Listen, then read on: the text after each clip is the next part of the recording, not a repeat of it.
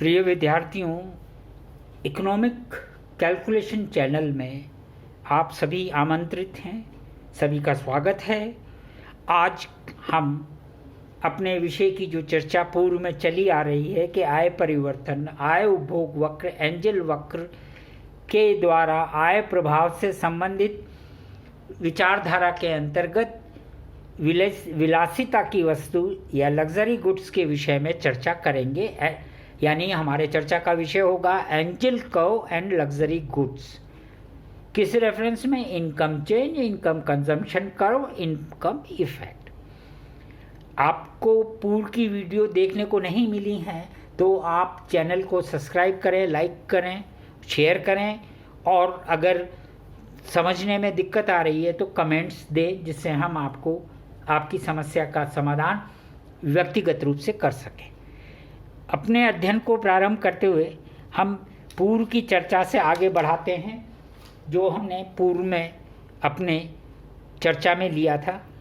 यहाँ आप देखिए कि यहाँ पर हमने आय परिवर्तन दिखाया।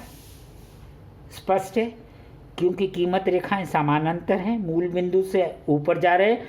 इसका मतलब क्या है? आय में धनात्मक परिवर्तन है। वस्तु X ले ली, वस्तु Y ले ली, संतुलन पे हमने क्या देखा? दोनों के उपभोग की मात्रा में वृद्धि हो रही है। ठीक है, अब हम अगर वस्तु X के रेफरेंस में देख रहे हैं, इसी वक्र को आगे बनाते हैं, तो उपभोक्ता की आय उसी अनुपात में हमने इधर परिवर्तित कर दी, और वस्तु X की मात्रा हमने यहाँ पर जितनी इधर बढ़ रही है उसको लिया। तो यहाँ हम क्या बताना चाहते हैं इस अध्ययन में कि यदि उपभोक्ता की आय में वृद्धि होती है और वस्तु X और Y वस्तु दोनों पॉजिटिव हैं, तो अगर X वस्तु के लिए हम एंजल कर्व को निकालें तो हम क्या देख रहे हैं कि आय में परिवर्तन के साथ साथ वस्तु की मात्रा में भी परिवर्तन धनात्मक, आनुपातिक रूप से धनात्मक हो रहा है। यानी वस्तु कैसी है? वस्तु विलासिता की कैटेगरी में आएगी। कि आपके एग्ज़ाम में आ जाए कि लग्जरी गुड्स के लिए एंजल कर्व का प्रवृत्ति या ढाल क्या होगा? ढाल तो पॉजिटिव होगा, और वस्तु की मात्रा कैसी होगी? प्रोपोर्शनेट, बढ़ती हुई होनी चाहिए।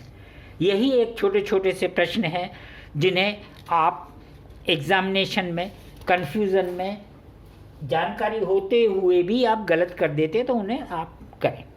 अब हम यहाँ एंजल कर्व किसके लिए निकालें? वस्तु X के लिए निकालें और बताएं कि वस्तु कैसी है। हम डायग्राम A को आप देखिए बड़े आराम से, आपको स्पष्ट है।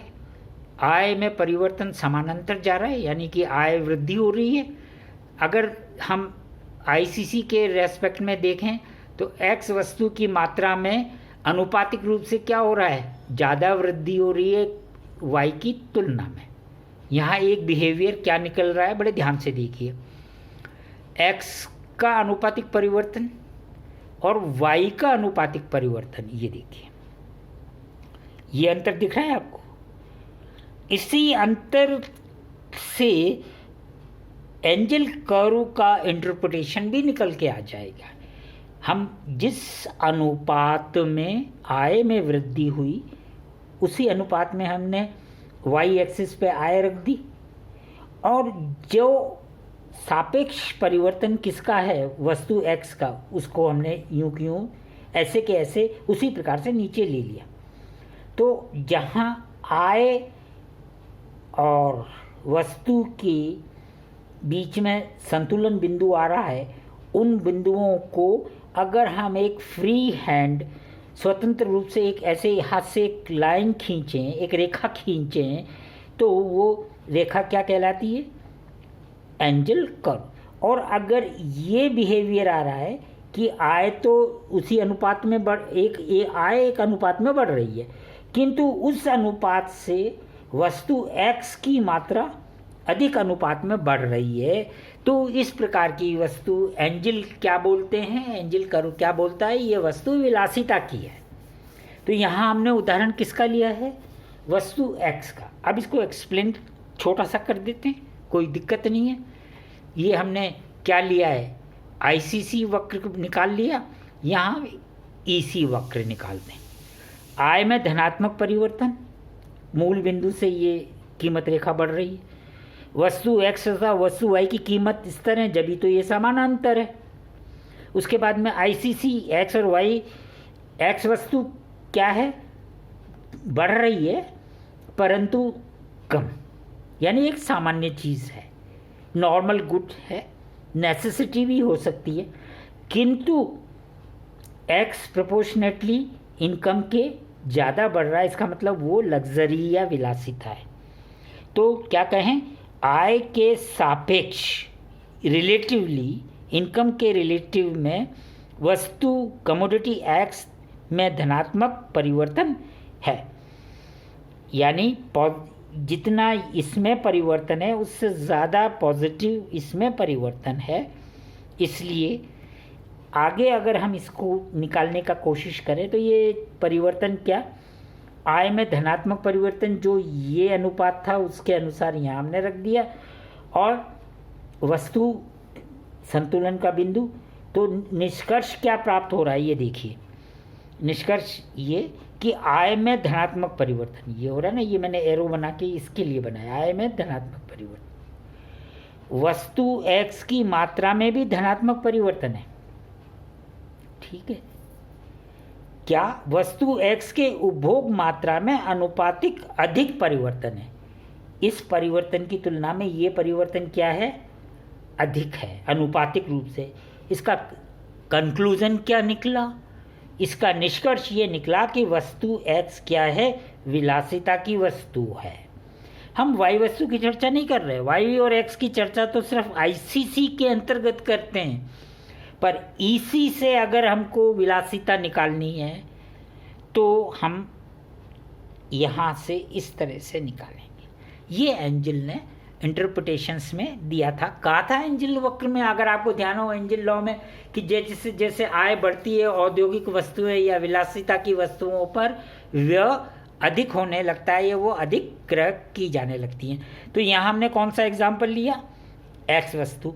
अगर एग्जामिनर पूछे कि भाई वाई वस्तु विलासिता की है तो एंजल वक्र बनाइए, तो आपको पता लगा कि बुक में आपको एक ही मिला है। तो हमने यहाँ पर आपको समझाने के लिए किसमें, वाई वस्तु के लिए भी, वाई वस्तु की भी हमने यहाँ डायग्राम बना दिया।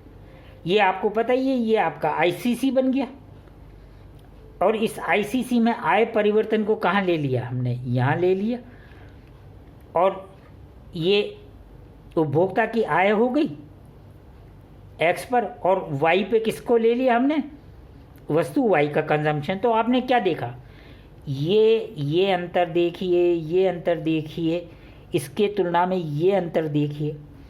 तो अनुपातिक कौन सा ज़्यादा धनात्मक परिवर्तन है, वस्तु वाई का किसकी तुलना में, आई की तुलना में। इसका मतलब क्या हुआ, आय पॉजिटिव है, हम पॉजिटिव ले रहे, वस्तुओं की कीमतें स्थिर है, मैं उनमें कोई परिवर्तन नहीं है, किंतु वही वाई वस्तु की मात्रा में क्या है, अनुपातिक रूप से धनात्मक परिवर्तन है, जो कौन बताता है, ईसी।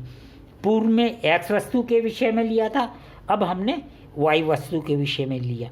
तो अब यहाँ हमने वाई वस्तु को अगर दिखाना है तो इस तरह से डायग्राम से आप दिखा सकते हैं, आपको कंफ्यूज होने की ज़रूरत नहीं है। और मल्टीपल चॉइस क्वेश्चंस, चाहे वो नेट के हों, आईईएस आईएएस के हों, किसी बैंकिंग सर्विसेज के हों, आपकी किसी पीजी के एंट्रेंस के हों, इस तरह से छोटे छोटे क्वेश्चंस पूछ लिए जाते हैं, जिसके लिए आपके पास आधारभूत या बेसिक नॉलेज का होना बहुत ज़रूरी है।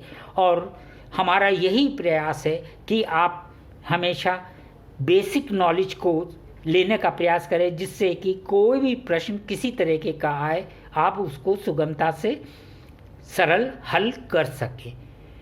आगे के एंजल वक्र के आगे के विश्लेषण के लिए आप चैनल को सब्सक्राइब कीजिए, जिससे आपको नोटिफिकेशन मिल जाए और आप अपना आगे का अध्ययन कर सकें। धन्यवाद।